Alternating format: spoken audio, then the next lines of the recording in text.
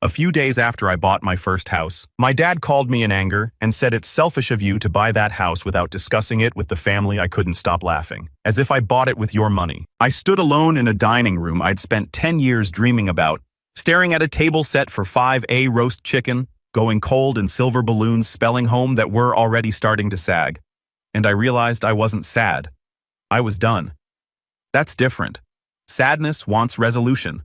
Done is a door closing, a lock turning. A sound so quiet you almost miss it. Except it changes everything that comes after. My family was supposed to be there an hour and 47 minutes ago. My mother's text, the only communication I'd received, sat on my phone like a slap. Sorry, something came up. Busy tonight. 5 words. No call, no explanation, no congratulations on the biggest achievement of your life. 5 words for 10 years of work. I put my phone face down on the counter.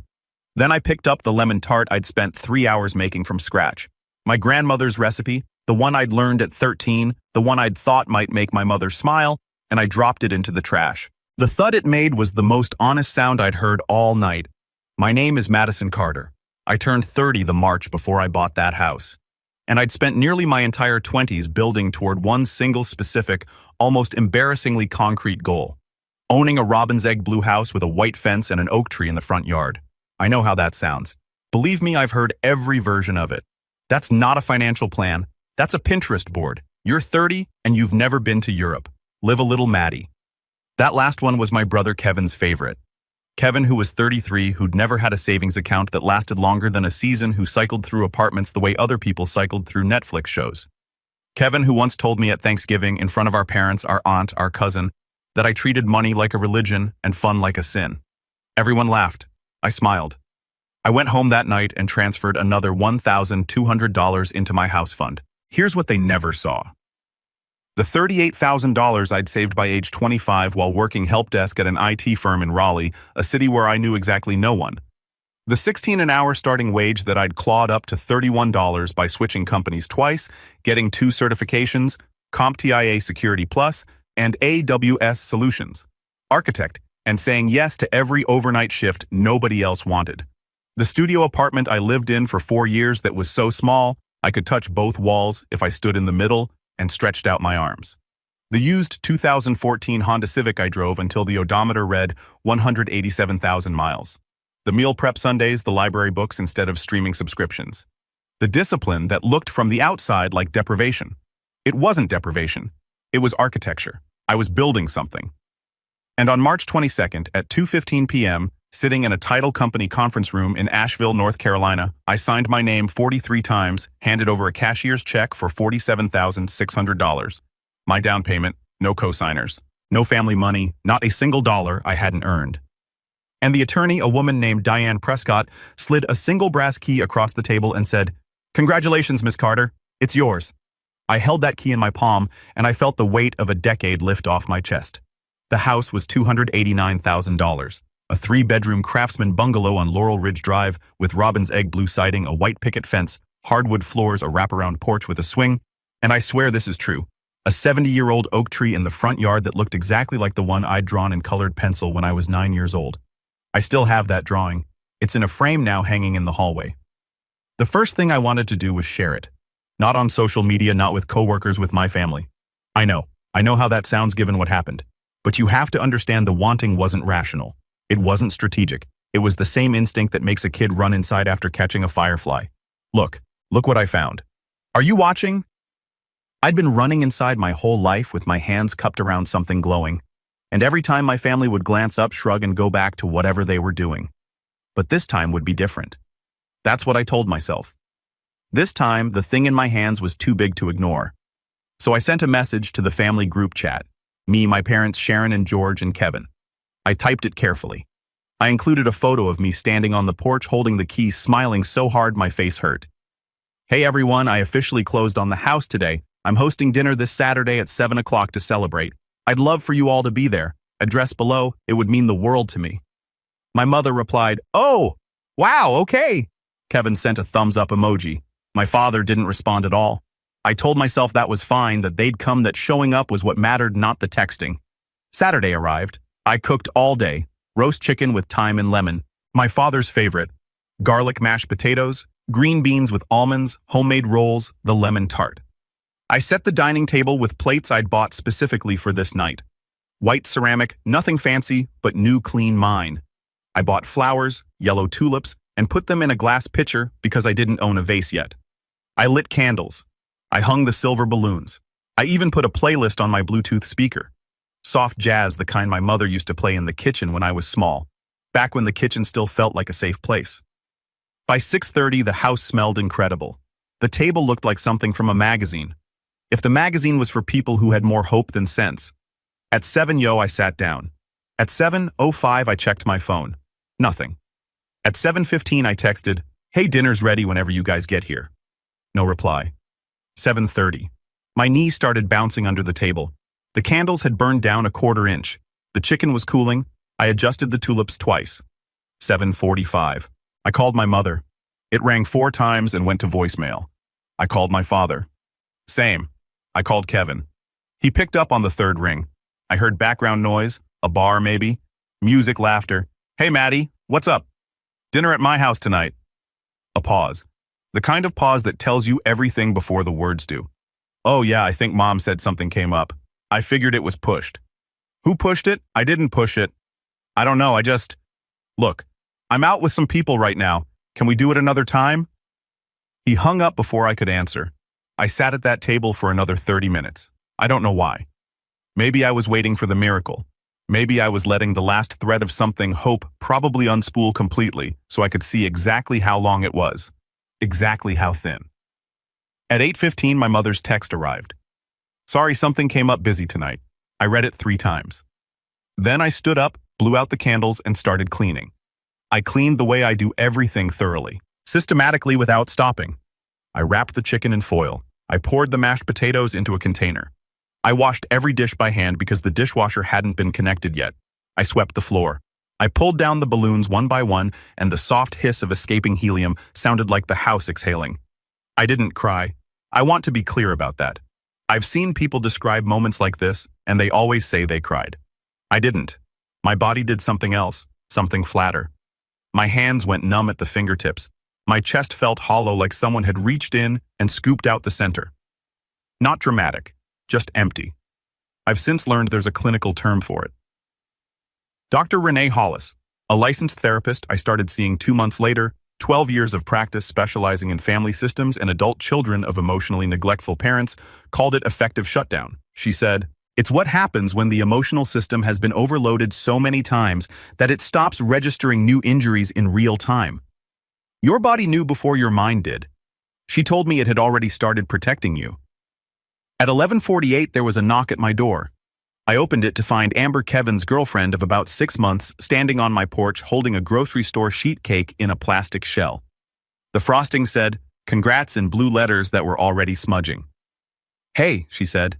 I thought someone should bring something." I let her in because I didn't have the energy to not let her in. We sat in the living room. She ate a piece of cake. I didn't. She told me the house was really cute and asked about the neighborhood. I gave short answers. Then I asked the question that had been sitting in my throat for hours. What came up? What was so important? Amber looked at her Kate. She pressed a crumb flat with her fork. "I don't think anything came up, Madison." Silence. "Kevin was at Darcy's watching the game. Your mom posted on Facebook around 6. She was at some craft fair in Briard. I don't know about your dad." So there it was. Not emergencies, not conflicts, not something came up, just not caring enough. My brother was watching a game. My mother was at a craft fair. My father, who never responded to the original message, was wherever fathers go when they've decided their daughter's life isn't worth the drive. Amber left around midnight. I locked the door, walked upstairs to my bedroom, the room I'd imagined sleeping in for years, and lay on the bare mattress because my sheets were still in a box somewhere. The ceiling was white, perfect, untouched. I stared at it until 3 a.m. And somewhere in those hours, something inside me shifted. Not cracked, shifted like a bone that had been slightly out of alignment for 30 years and finally audibly clicked into place. At 6:14 the next morning, my father texted me, "We need to talk about the house." Not, "Sorry we missed dinner." Not, "Congratulations." Not, "I'm proud of you." "We need to talk about the house." My stomach dropped. Not because I was scared, because I already knew the way you know a storm is coming before the sky changes, that whatever he wanted to talk about wasn't going to be about celebrating what I'd built. I didn't respond. Not yet. Instead, I made coffee in my new kitchen, sat on my porch swing, and watched the oak tree catch the morning light. I breathed. I let the silence do what silence does when you finally stop filling it with other people's noise. Then I called my father back. What he said calmly in that measured, neutral tone he'd perfected over decades of staying technically uninvolved was this. Your mother and I have been talking. We think it's a bit much what you did, buying a house without discussing it with the family. Kevin's been struggling, and seeing you post something like that, it's not sensitive. Madison, we think you should be more mindful of how your choices affect other people. I held the phone away from my ear for a moment. I looked at the oak tree. I looked at my house that I had earned with a decade of work that none of them had ever acknowledged. So I said slowly, you didn't come to dinner because you think I shouldn't have bought a house. That's not what I said.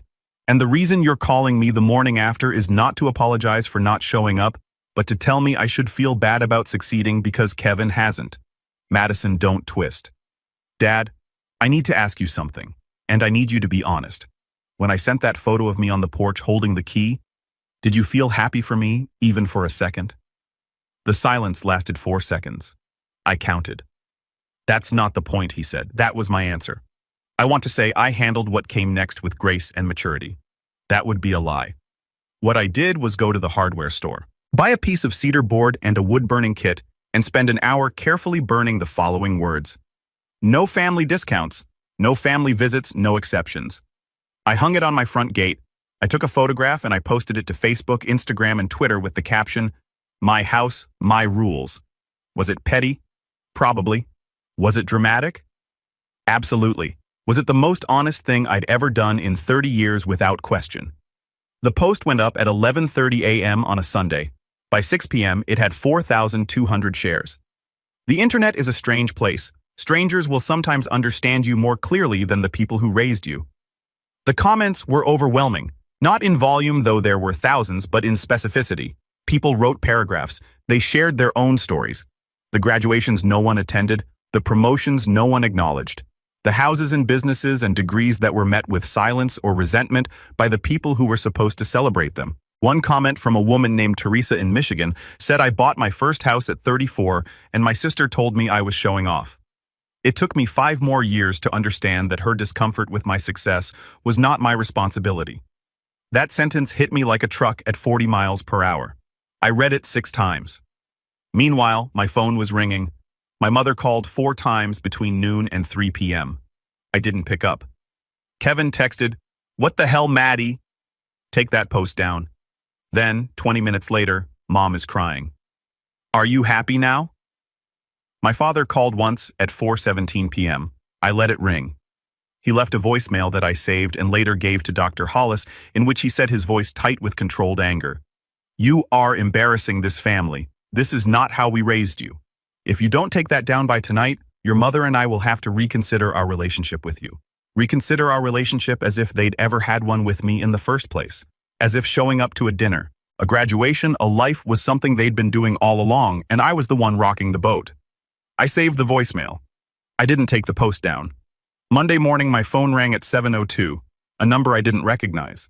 I almost didn't answer, but something made me. "Ms. Carter, my name is Janet Bowl. I'm a reporter with the Asheville Citizen-Times. I saw your post. It's trending locally. Would you be willing to talk about it, Janet Bowl? 11 years in local journalism. Pulitzer nomination in 2019 for a series on Appalachian housing inequality." She wasn't sensational, she was thorough. I said yes. Janet came to the house that Tuesday. She sat on my porch swing, drank coffee from a mug I'd bought at the dollar store, and listened for 90 minutes while I told her everything. Not just the dinner, the decade, the savings, the sacrifice, the family that treated my ambition like an inconvenience and my success like an insult. She asked for documentation. I gave her everything. Bank statements showing a decade of consistent deposits. The closing documents from Diane Prescott's office, pay tabs from my IT jobs, the screenshots of the family group chat, my invitation, their non-responses, the texts afterward, my father's voicemail, Kevin's messages, all of it. Janet's article ran the following Thursday. The headline, "She saved for a decade, bought her dream home, and her family didn't show up. Then the internet did. It went viral within 12 hours. Here's where things escalated beyond anything I could have predicted. After the article, I started getting messages not from strangers this time, but from people in my family's orbit, cousins I hadn't spoken to in years. Old family friends, people who had watched the dynamics play out for decades and never said anything. My cousin Rachel, my father's brother's daughter, someone I'd been close to as a child before the families drifted apart, sent me a long email. I read it sitting at my kitchen table at 10 p.m. on a Friday night, and by the time I finished, my hands were trembling. Rachel told me things I'd never known. She told me that my parents had taken out a $15,000 loan to help Kevin with a down payment on a condo 3 years earlier, a condo he'd defaulted on within 18 months. She told me that my mother had organized a surprise party for Kevin's 30th birthday at a restaurant that cost $2,200 paid for by my parents. She told me that when I'd graduated from college, my parents had told extended family that I'd finally finished, as though it had taken me longer than expected. When in fact, I'd graduated on time with a 3.7 GPA while working 25 hours a week. But the part that made my chest tighten, the part I had to read standing up, because sitting felt like drowning, was this. Your mom told my mom about 2 years ago that she was worried about you. She said you were obsessed with this house idea and that it was unhealthy. She said she hoped you wouldn't actually buy one because it would make Kevin feel worse about himself. Madison, she literally hoped you would fail so Kevin wouldn't feel bad. I put my phone down. I walked to the bathroom. I ran cold water over my wrists, a trick Dr. Hollis had taught me for when anxiety turns physical. I stood there for 5 minutes breathing, letting the water run, letting the truth settle into the exact shape it had always been. But I'd been too loyal to see. My mother hadn't missed my dinner because she was busy. She'd missed it because she resented the reason for it. I forwarded Rachel's email to Dr. Hollis. We had an emergency session that Monday, video call 7:30 a.m. before my work shift. Dr. Hollis didn't seem surprised. She rarely did. That was one of the things I appreciated about her. She treated revelations not as shocks, but as puzzle pieces clicking into existing patterns. Madison, what you're describing is a well-documented family dynamic, she said. In family systems theory, we call it the identified patient model. But in your case, it's inverted. You're not the family member who's struggling and being scapegoat for it.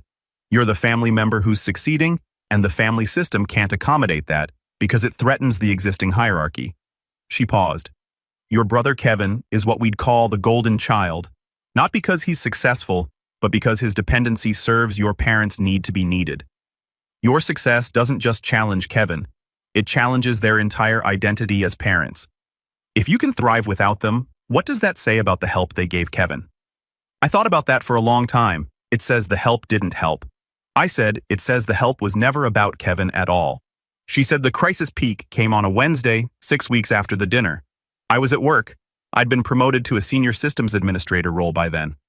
$74,000 a year, full benefits. When I got a call from a number I recognized, it was Thomas Dunlap, the real estate attorney who'd handled my closing. 15 years in real estate law partner at Dunlap and Faraday. Madison, I need to ask you something and I don't want you to panic. My stomach hit the floor. Has anyone in your family recently made inquiries about your property deed? I got a call this morning from an attorney in Raleigh named Craig Beller. He's representing your parents. He wanted to know if there were any irregularities in your closing, specifically whether any family funds were used in the down payment that might create a claim of equitable interest. I couldn't speak for a moment. The office fluorescent lights felt too bright. My co-worker in the next cubicle was eating chips. The normality of everything around me felt violent against what I was hearing.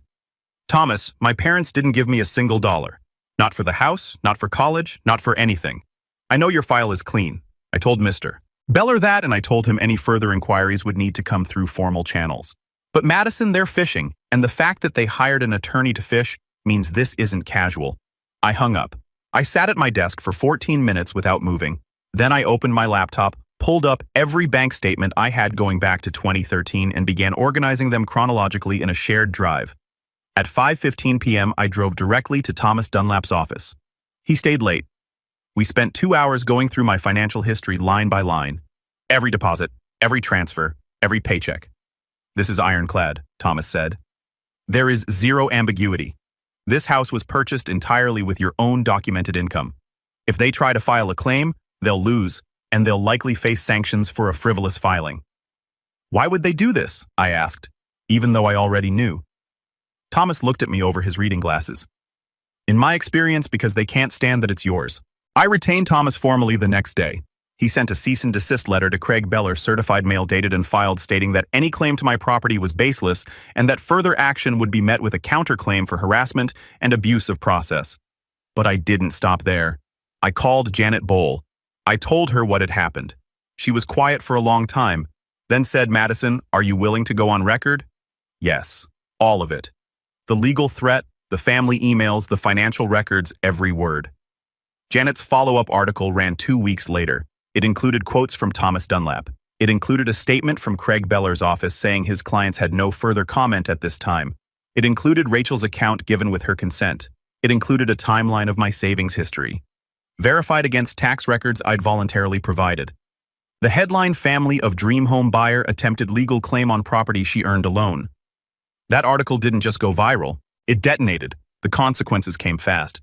Craig Beller dropped my parents as clients within a week. According to Thomas Beller, cited reputational concerns, which is, lawyers speak for, "I don't want my name attached to this dumpster fire." My mother's craft fair business, she sold handmade candles online, and at local markets, lost its entire following within days. Her Etsy reviews were flooded. She had to shut down the shop. I didn't orchestrate that, and I didn't celebrate it, but I didn't warn it either. Kevin called me. The first time he'd called, not texted, since the night of the dinner. He was drunk. It was 1:30 a.m. His voice was thick, wavering between anger and something that might have been shame if he'd known what to do with it. "You ruined everything, Madison. You know that, right? Mom won't stop crying. Dad's not talking to anyone. You blew up this family over a dinner." "No, Kevin," I said. "I blew up a family that hoped I would fail." He was quiet for a long time. "That's not true," he said. But his voice broke on the last word, and we both knew he didn't believe it. I hung up. I turned my phone off. I went to bed. The next morning, I blocked all 3 of their numbers. Not out of anger, out of peace. There's a difference. My father sent a letter 3 weeks later, an actual paper letter, handwritten, mailed to my house, the house he'd never visited. Thomas Dunlap reviewed it first, as I'd asked him to review any family communications during the legal dispute. Thomas called me. "It's not a legal document, it's personal. Do you want to read it?" I did. My father's handwriting was small and careful, the way it always was. The letter was 2 pages. It said in various ways that he was sorry that he hadn't understood how his silence had felt, that my mother's behavior was not something he agreed with, but that he'd failed to intervene, that he was proud of me, that he always had been. I read it twice. I put it in a drawer. "Doctor Hollis asked me how I felt about it. I believe he's sorry," I said. "But being sorry and changing are different things, and I've spent 30 years waiting for change that never comes. What do you want to do?" "Nothing. For now, I want to do nothing and see how that feels." It felt like freedom. The months that followed were the quietest and fullest of my life. I didn't reconcile with my family. I didn't shut the door permanently either. I just stopped performing, stopped reaching, stopped setting tables for people who wouldn't come. And in the space that opened up, other people arrived. My neighbor Dale, a retired electrician, 72 years old, showed up on my porch one Saturday morning with a pecan pie and said, "I read about you in the paper." My daughter went through something similar. Welcome to the street. A woman from my office named Priya started coming over for weekend coffee. Then her husband, then their kids, then another neighbor. Then a woman from my running group who'd just gone through a divorce and needed somewhere to sit that wasn't her empty apartment. The kids on the block started coming by after school. I don't know how it started. I think one of them saw me setting up my laptop on the porch and asked what I was doing. I said coding. They asked if I could teach them. I said, sure. Within a month, I had 4 kids sitting on my porch every Tuesday and Thursday learning basic Python on borrowed Chromebooks. I taught them loops, variables, simple games. One of them, a 12-year-old named Marcus who reminded me so much of myself at Hurt, built a functioning calculator in 3 weeks. He showed his mom. She cried. She brought me tamales. I cried. That's the thing nobody tells you about building a life for yourself. It doesn't stay empty. If you build it with honesty, the right people find their way in, not because you beg them, not because you set a perfect table and held your breath. They come because the door is open and the light is on, and you're not performing, you're just there. 7 months after the dinner that no one came to, I hosted another one. Same table, same candles, different flowers, sunflowers this time because Dale told me they lasted longer. The roast chicken recipe improved. A new playlist, still jazz, but I'd added some Afrobeat because Priya's husband said it was better cooking music. And he was right. 8 people came: Dale, Priya, and Raj, Marcus and his mom Elena. 2 women from my running group, a quiet guy named James from the neighborhood who'd fixed my mailbox without being asked and whom I'd invited on impulse. We ate, we talked, we laughed so loudly that Dale's hearing aid whistled and he pretended to be offended. Marcus tried the lemon tart and declared it busting, which I'm told is the highest compliment a 12-year-old can give. At 10 p.m., everyone was still there. Nobody was checking the time. Nobody was making excuses. The house was warm, not from the oven, not from the candles, but from the specific, irreplaceable warmth that comes from people who actually want to be where they are. I stood in the kitchen doorway for a moment, holding a dish towel, watching the table, and I thought about that first Saturday night. The cold chicken, the sagging balloons, the silence that felt like a verdict. And I understood something I couldn't have understood then. The house was never a test. It wasn't something my family needed to pass. It wasn't proof of my worth or a measure of their love. It was just a house, a building, 4 walls and a roof and a 70-year-old oak tree. What made it matter wasn't the key. It was the people inside it and the painful, necessary process of learning which people deserved to be there. The first night, my house held absence. This night, it held belonging.